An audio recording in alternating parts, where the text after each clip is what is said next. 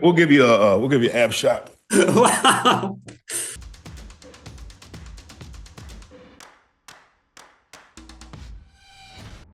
What's up guys and welcome. You are watching Fazi Fitness.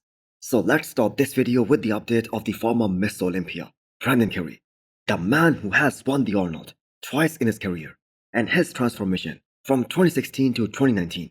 That has to be one of the most remarkable things that we saw in the bodybuilding in the last decade or so, because the man literally went from placing dead last to first in just 3 years. Now it is great to see Brandon is talking out loud for this upcoming Arnold show in one of his recent interviews given to SciTech Nutrition, and the man made it pretty clear that he isn't coming in just to participate. He has a solid plan against the reigning Miss Olympia Samson Dauda, as well as the former Miss Olympia Derek Lunsford. I know the areas of detail and separation that I need to bring against a guy like Samson.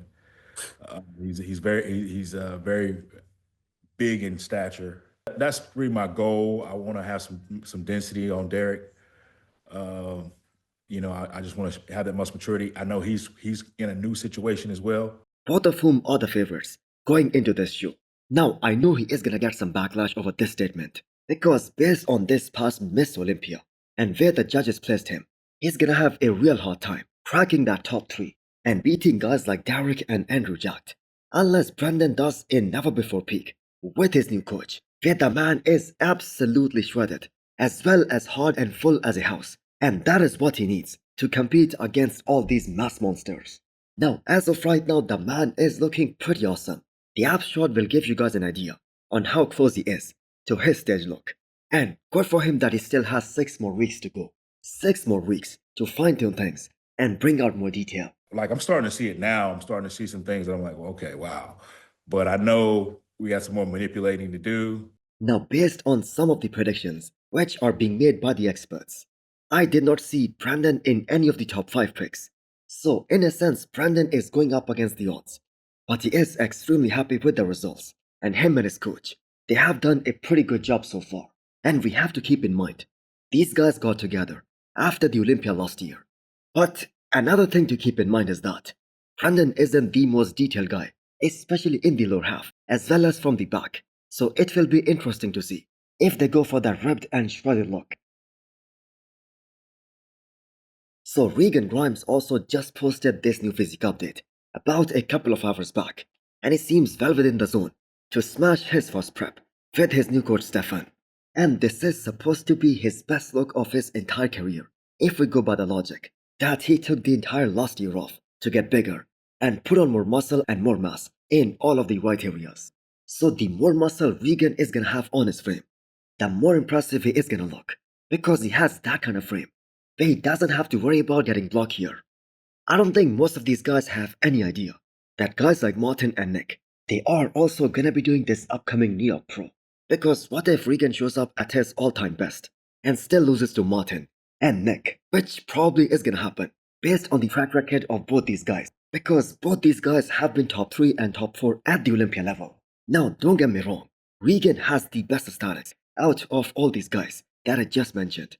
But will he be as muscular or mature enough to give both these guys a run for their money? Now, height in bodybuilding gives you such a big advantage, but only if you have your frame filled out, and you are in that category of Andrew Jacked or Samson Dauda.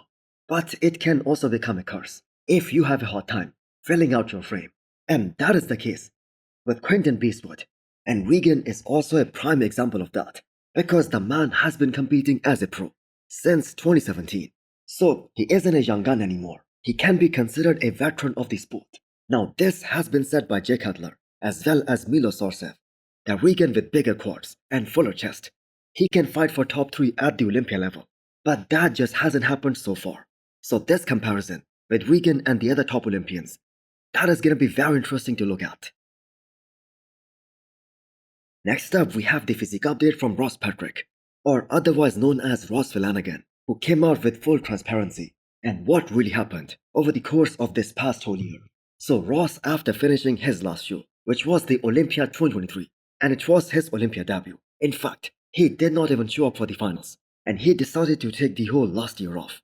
And that year was dedicated to growing his business as well as creating somewhat of a balance between his upper and lower body. Because Ross just has those amazing legs, but his upper body just did not match up to his lower body. So not just one, but several issues went wrong with Ross in 2024, among which the most concerning thing, and the biggest to worry about, that can end a bodybuilder's career, is a nerve compression, where he could not even feel the muscles of his legs, and his arms and his back were also involved.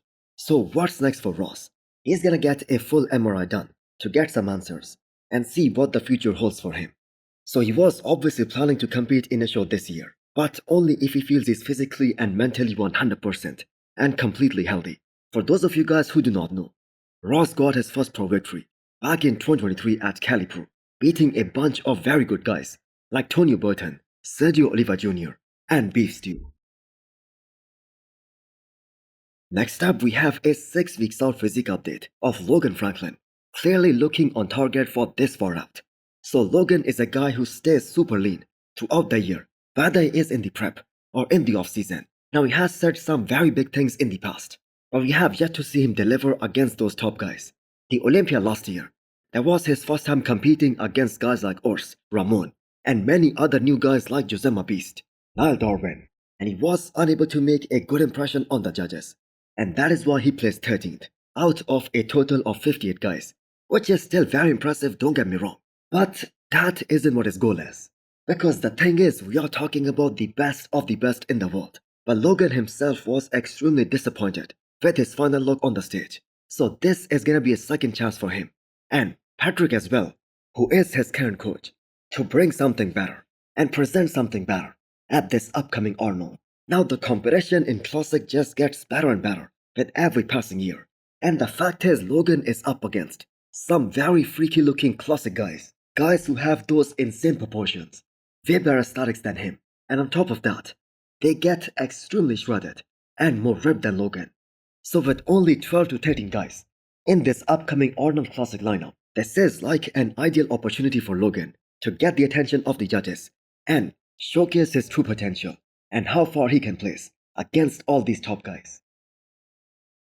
So what did you guys think our Wesley squad's gonna be better at this upcoming Arnold Classic? Well, take a look at this physique update posted today and take a guess. Well, it is a long shot if we have to take a guess, because the man is a tall guy who has plenty of muscle already on his frame, and it is so damn difficult to bring up a weak body part, especially when you have very little room to get bigger, to grow, with a weight cap hanging over your head, especially when that body part that has been a weakness for all those years. Now the upper half of Wesley, that looks truly incredible, one of the very best in the game.